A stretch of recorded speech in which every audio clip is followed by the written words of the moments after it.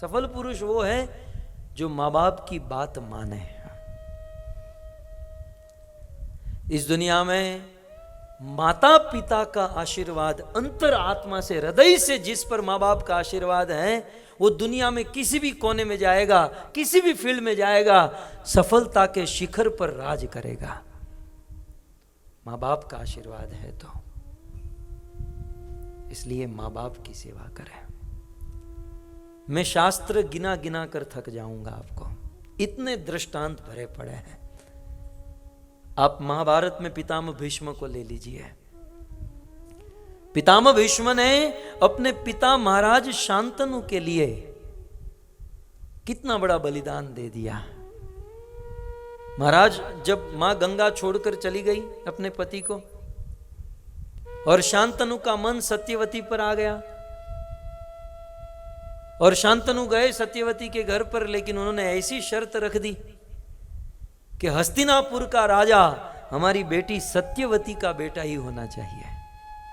शांतनु ने कहा ऑलरेडी मेरा बेटा है भीष्म देवव्रत, और हमारी परंपरा के अनुसार देवव्रत ही राजा बनेगा, तो बोले हम विवाह नहीं कराएंगे। शांतनु बेचैन रहने लगे। तब उनके पुत्र देवव्रत ने देखा पिताजी कुछ चिंता में है। पूछना नहीं पड़ा कि पिताजी क्या चिंता है, क्या प्रॉब्लम है।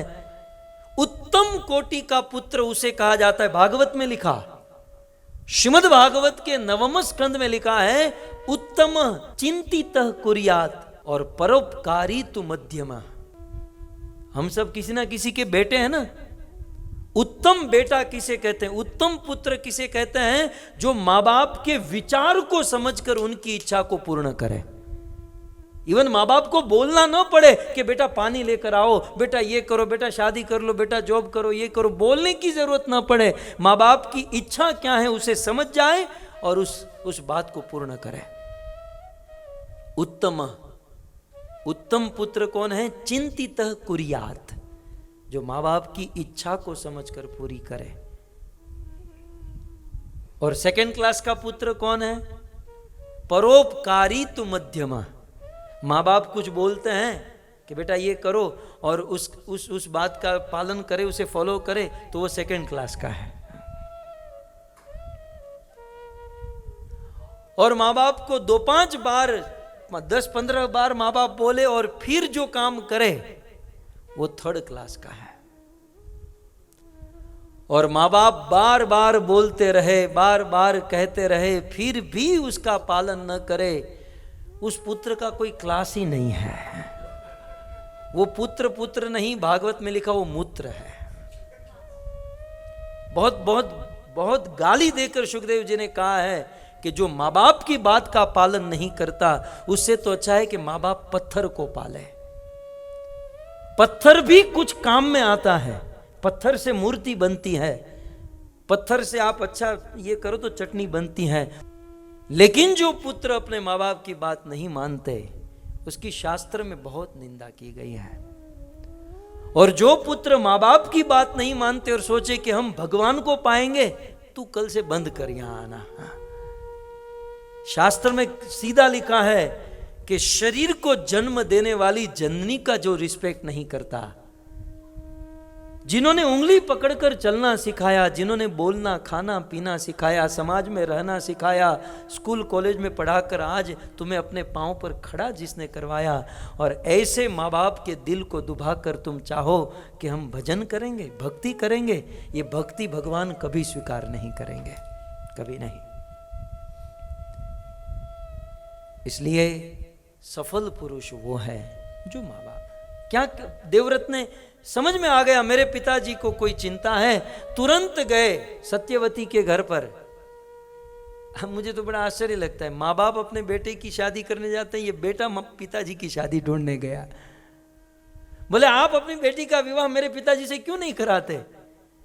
बोले हमारी शर्त है कि इनसे होने वाला बेटा ही हस्तिनापुर का राजा होगा।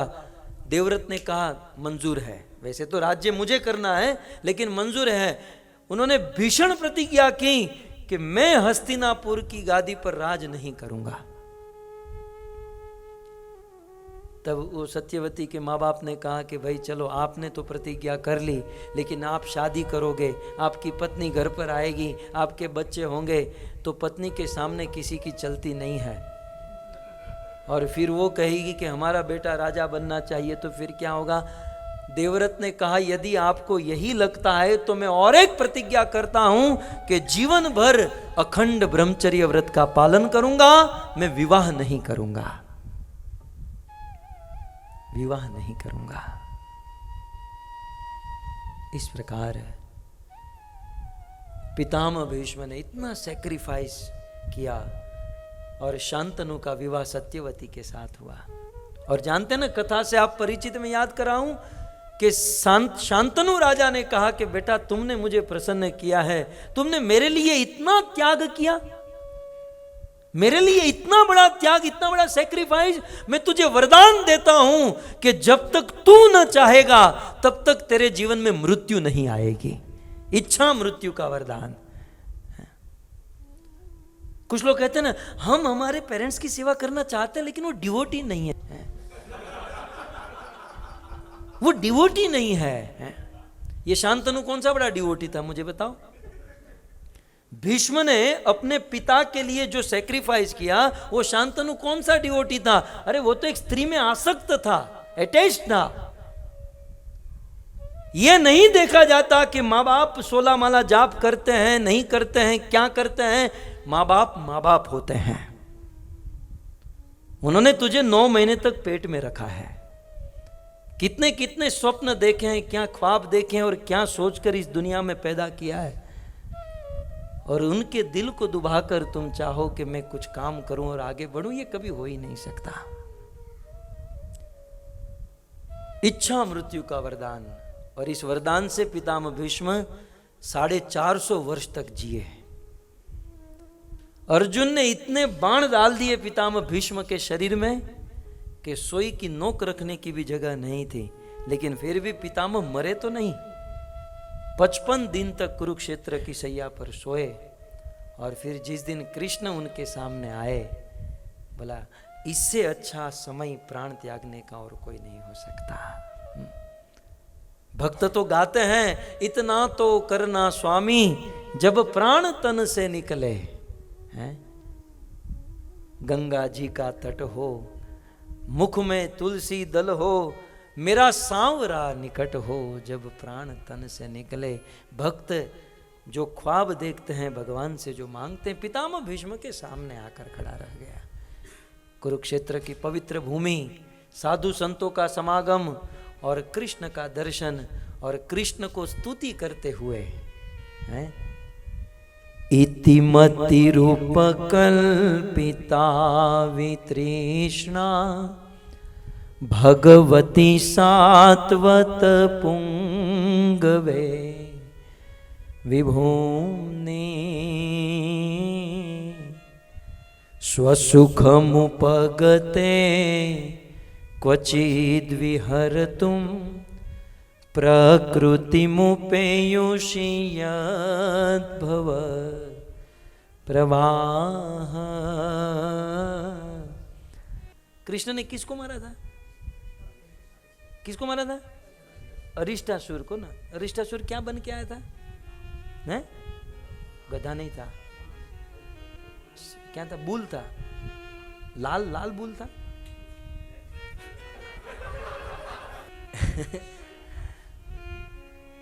तो कृष्ण ने राधा कुंड का जो प्राकट्य, जो लीला है, उसमें अरिष्टासुर को मारा ना। अरिष्टासुर को मारा, वो बैल बनकर आया था, बूल बनकर आया था।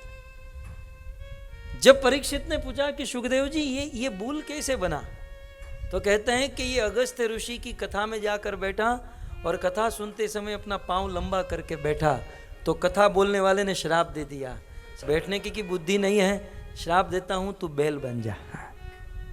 तो सफल पुरुष वो है जो अपने माँ बाप की सेवा करें, उनके वचनों का पालन करें, जैसे पितामह भीष्म। सबसे पहले वीडियो पाने के लिए लाल गोविंद दास YouTube चैनल को सब्सक्राइब करें और बेल आइकॉन को प्रेस करना ना भूले।